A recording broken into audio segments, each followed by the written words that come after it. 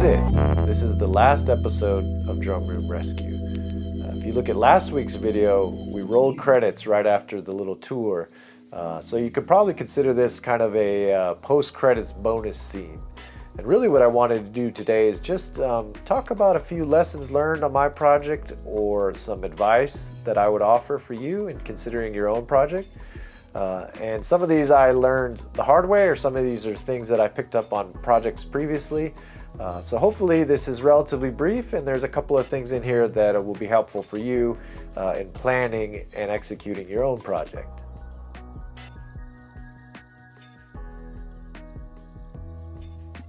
So any project is going to require a commitment of resources, and one of those resources is time. And the lesson learned, or at least the piece of advice I would offer here, is it almost always takes longer than what you think.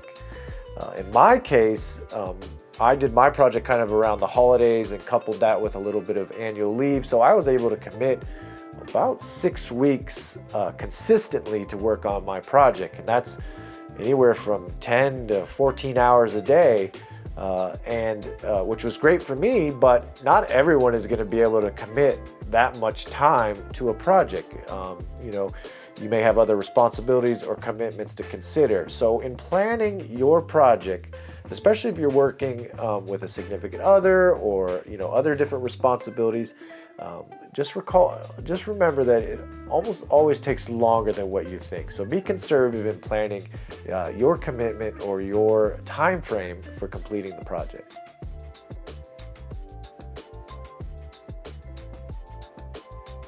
Obviously, another resource we think about when we're doing any sort of project, a remodel, anything working on a property is money, right? And like time, I would offer a little lesson learned or a piece of advice is it almost always costs more than what you think.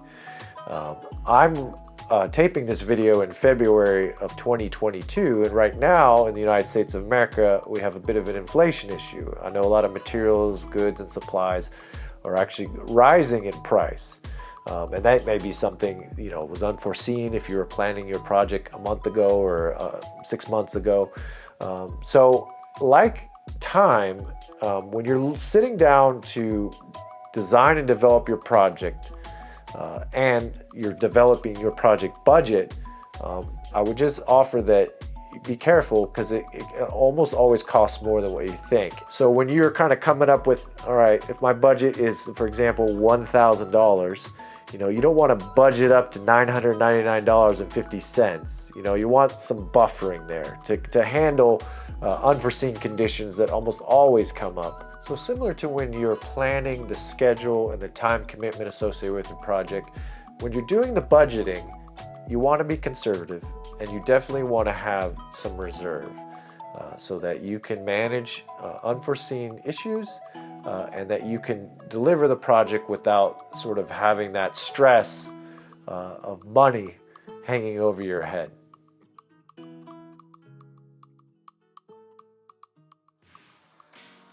So when we do construction, there actually ends up being a lot of waste. That might be cut off materials, that might be demolition, things being demolished from a site, that may be packaging, that can be anything. And this sort of lesson learned or something to think about is that almost always you're going to generate a lot more waste than you think. And even then, make sure you're thinking about waste. And for me, my project actually involved a fair bit of demolition, but I kind of underestimated what I would need in terms of waste. I just filled up my third bagster. Those are those big green waste management bags. And that was the last one to finally clean out my backyard. I went into the project thinking I would only need one. So, when you're thinking about, okay, what am I going to do on my project? Just keep in the back of your mind that you're going to have to manage that waste stream. So where am I storing it? How am I protecting it? How am I disposing of it or recycling it? And then that will hopefully help you not avoid surprises later in terms of waste and waste management.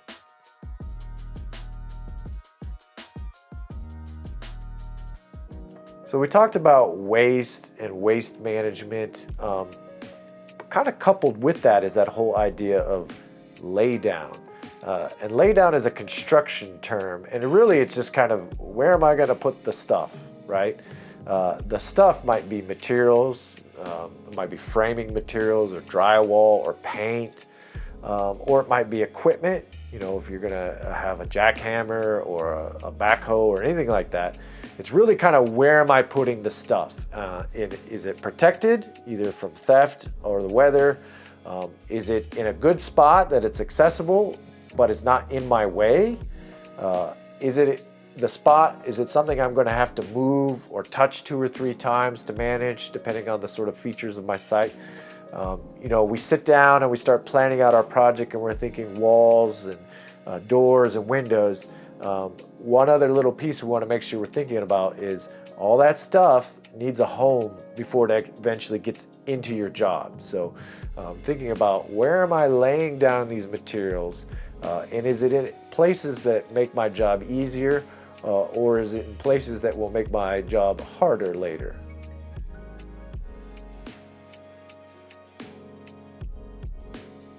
So we talked about project budgets, money, right? That's always kind of maybe the big question everybody has. Kind of coupled with that is the topic of tools, right? People have different, some people have all the tools in the world, some people barely have a screwdriver, but tools become very important for a project depending on sort of the work you're doing or the different trades that you're doing. And some of these tools can be very expensive. So you're always kind of in this thought process of, you know, the amount of work I'm doing or the type of work I'm doing. Does it sort of justify purchasing tools specific to that purpose? Will I use them on other projects? But the little kind of lesson learned, or little piece of advice offers, you know, sometimes it's just having the right tool just makes all the difference. I think for my project, a couple of tools that I purchased specifically for this project, one would be like a laser level, which I use to kind of locate different things in my room. Another would be an actual drywall drill. I was going to hang like 50 sheets of drywall, and it actually made my life a heck of a lot easier.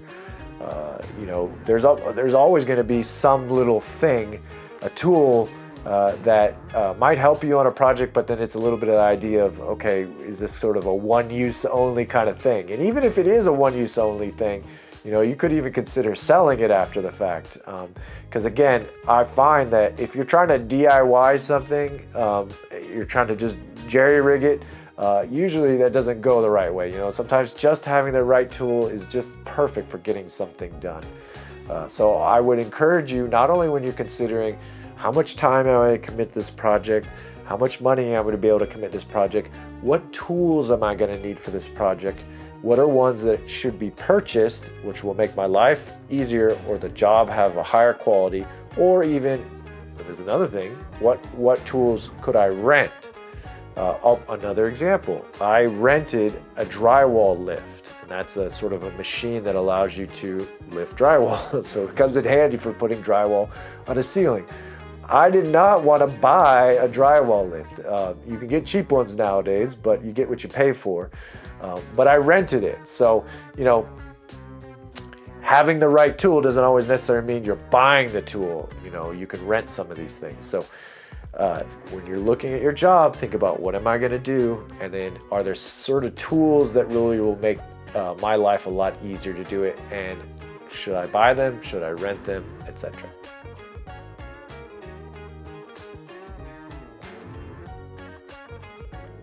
So in past episodes, I talked a lot about planning and design, and we looked at AutoCAD drawings, we looked at SketchUp models and renderings, and the kind of lesson learned here, or the piece of advice, is that planning and design process doesn't really end with starting construction.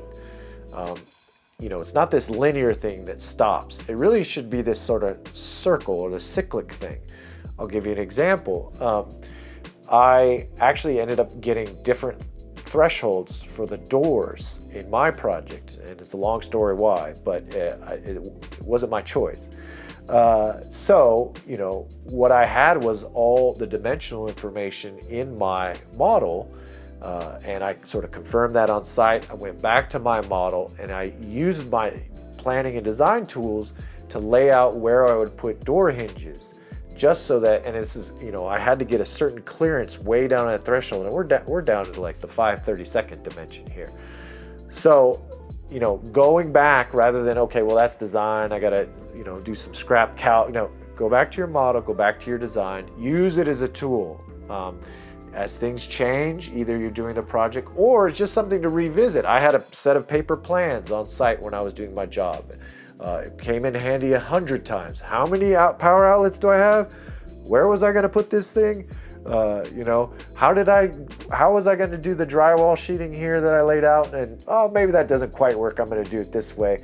But again, it's something that you don't wanna spend this time doing and then just put it on the shelf. You wanna have it with you on site, and then be able to revisit it and utilize it to help you manage your project as you go forward.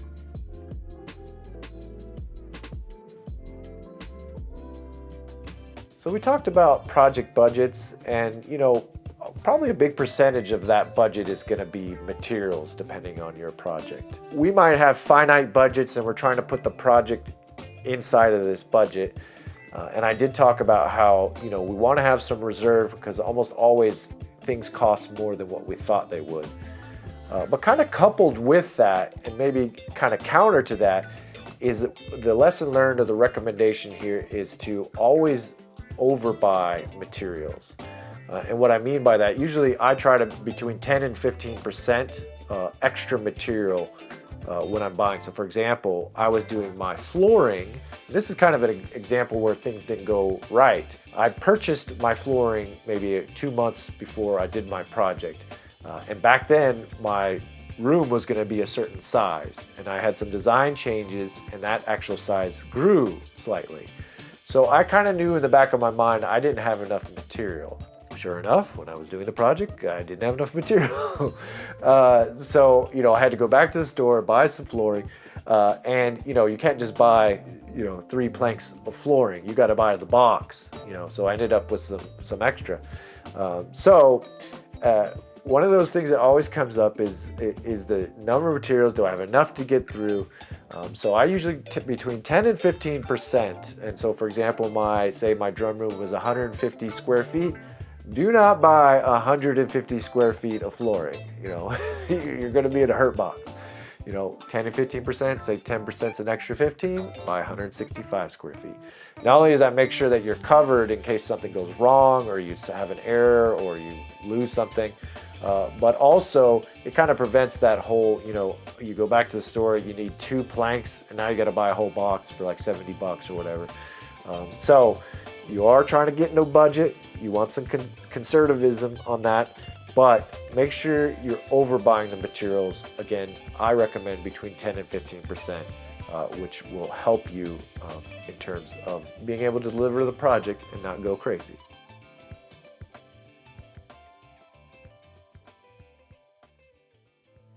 So we talked about materials, and I recommended, you know, having additional or extra materials to make sure you're covered.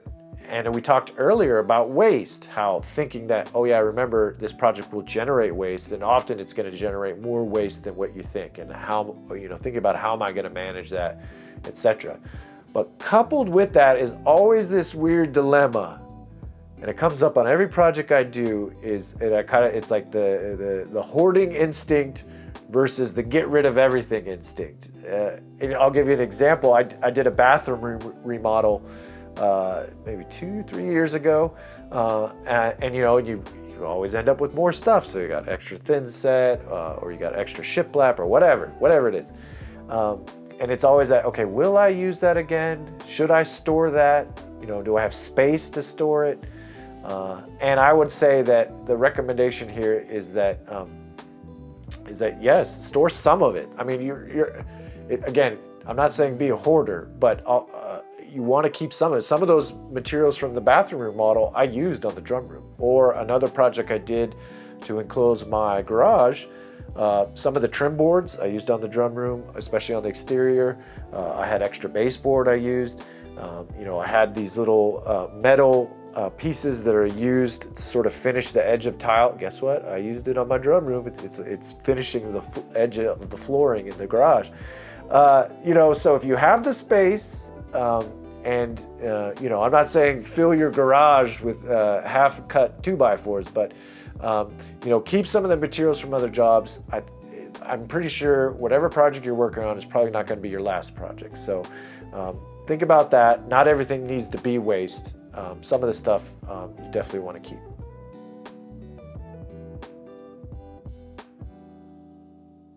So in thinking about materials, we talked about cost and making sure you buy enough materials with some overage, it's where do I buy the materials?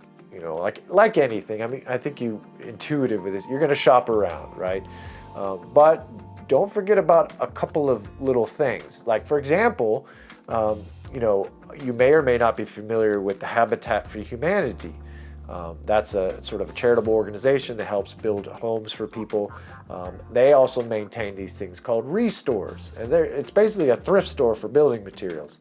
I didn't actually I don't think I even used anything from Restore, but it may be a great place for your project to get some materials. They have everything you could think of. They have flooring, they have paint, they have doors, they have all kinds. They have some furniture and things like that. As long as you're not too particular about sort of colors or things like that, there are some great deals to be had. Another thing is that a lot of suppliers, whether it's the big box or maybe even some yards or distributors like a lumber yard and things like that, will give you a discount if you're buying in bulk. So if you're buying 40 sheets of drywall, maybe get 10 to 15% off. So when you are buying your materials, think about that. Buying in bulk. Another thing is obviously the big boxes are kind of they're the main, most every weekend warrior is going to use those. But I kind of mentioned you will have more commercial or more contractor suppliers probably in your area. You can call them and you can actually compete them against the big box. You can say, well, Home Depot's got framing lumber for whatever. Can you beat that? And sometimes they will. Don't be afraid to kind of haggle with them a little bit. I did a lot of my lumber purchases there's a lumber yard like a mile from me. And for me, it actually was probably the same price or even a little bit more, but I felt like the product was a lot higher quality. And it was like old school. You walk in there, there's like 4 old dudes with beards, and I could ask any question. These guys had seen it all. So I liked them, and they had good quality product, and they were good to work with. So that's something to consider. Another thing is you may be a veteran. A lot of the stores will offer a discount for that, or you may belong to some other organization that's arranged a discount of some sort.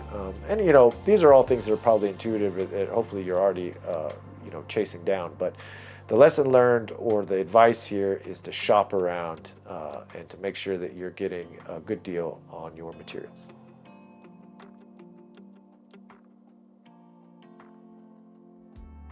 So depending on what you're doing for your project, you may be doing any number of trades. Carpentry, electrical work, mechanical work, drywall, whatever.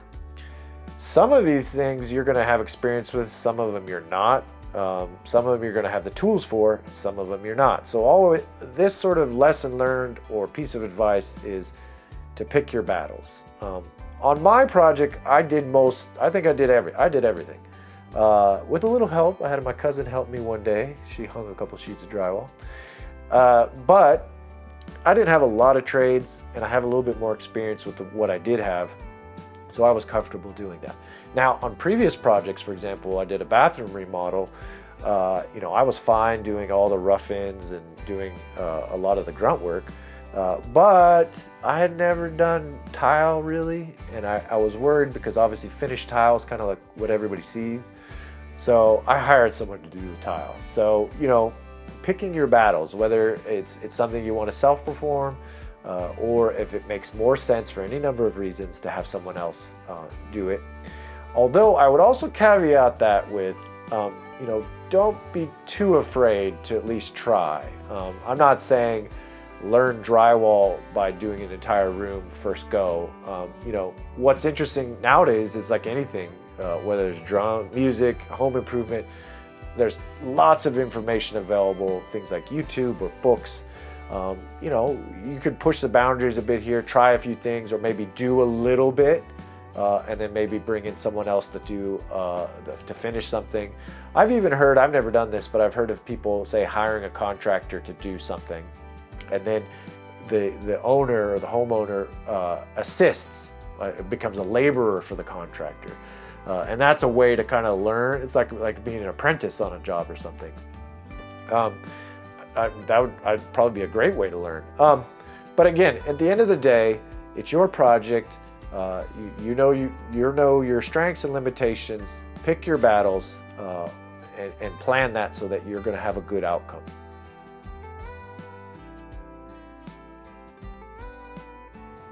So we talked about materials and kind of their importance, not only in terms of cost, but also quantity and sort of the logistics of having to go get stuff. And when you're doing your planning and design, obviously you're probably going to be budgeting, and part of that is like coming to an understanding of how much material you'll need and what type of material. But I would say is just make sure you're not forgetting the small stuff, right? Example, if we're talking about like drywall, the obvious thing is this giant sheet of drywall, but don't forget about drywall screws, tape, mud. Do you have a trowel? Do you have a hawk? Do you have, gloves? Do you have towels? Do you have a bucket? Do you have water? All these things are things that are connected to the major bits, but may not be obvious, or may be things that could be easily forgot about. Things that come up like screws, construction screws. Do you have enough screws? Are they the right length? Oh my gosh, now we have 2 sheets of drywall. That 2-inch screw ain't gonna do it.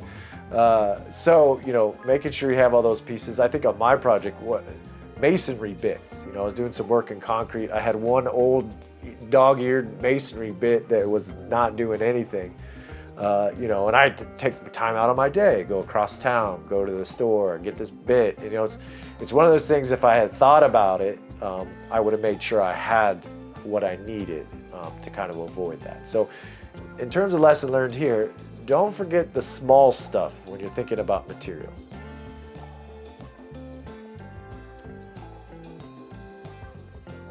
So depending on your project, you may have some level of demolition involved. You might be remodeling a space or repurposing an existing space. And this lesson learned, or little nugget of advice, is to demolish with care. And I mean that in a couple of ways. My specific case, I wasn't quite sure with how I was going to manage a few of the existing conditions, like an existing exterior door, a window, a louver. And so when I started demolishing, if I had just gone crazy and ripped everything out, then obviously those decisions get made for me because it's done. It is not easy to go backwards. Once you demolish stuff, it's kind of like you can't kind of undemolish it, or you could, but who knows what you're going to get. It's like salt in soup or something. You can always add more. You can always demolish more. But be very intentional about your demolition. And the second piece of that is maybe a little bit more obvious, is just be careful. Like, if you're cutting things, there might be existing wires, there might be existing pipe, there might be structural members. Just be cautious when you're demolishing. Again, with the idea that it is always easier to do more than it is to fix or repair when too much has been done.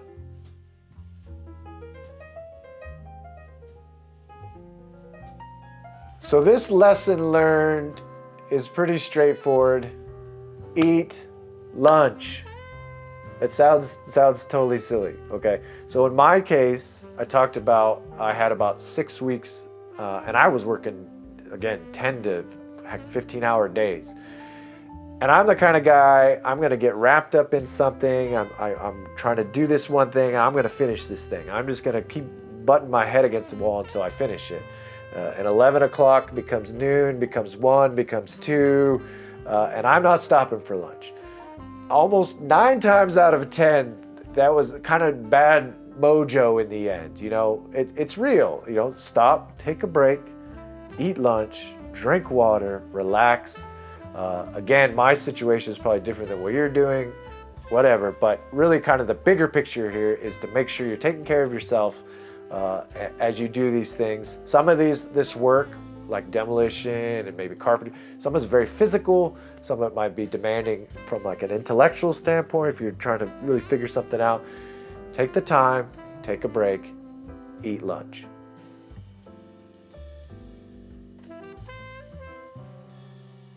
So this lesson learned, I would say, and it's kind of maybe more my personality. I talked a little bit about making sure to take care of yourself, and the example I gave was to eat lunch. This is kind of in that same vein. I would say the lesson learned or the advice here is clean up your site every day. I think that is great for your mental health, to be honest. If you're working on a job site and you're breaking drywall and you're framing and you're pounding and making noise and sweating and you're doing it all day and you got crap everywhere, if you wrap for the day, go home or go into your house and go to bed and wake up next day and come in and the site looks like crap, it kind of just it's like the weight of the project just sits on you. So for me, what I found was helpful, and again, I think it's really helpful for your mental health, is at the end of the day, you're wrapping up, you've done well, clean your site. Clean all the dirt, get it organized, so that when you walk into that site the next day, everything looks good. It literally brings your whole mood is up. Everything feels good and possible, and you're ready, you're recharged, ready to start the next day of challenges in terms of delivering your project, and you're not just like looking at this like total disaster and then having the whole weight of the project just kind of lay on you. So kind of in a similar vein about eating lunch, clean your job site every day.